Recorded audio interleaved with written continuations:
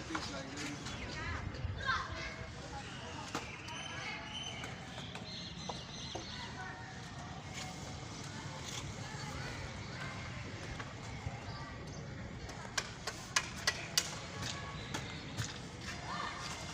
ਪਿੱਛੇ ਬਹੁਤਾ ਪਿੱਛੇ ਮਾਰ ਫਿਰ ਤਾਂ ਦੁਕਾਨ ਇੱਥੇ ਕਰ ਦੁਕਾਨ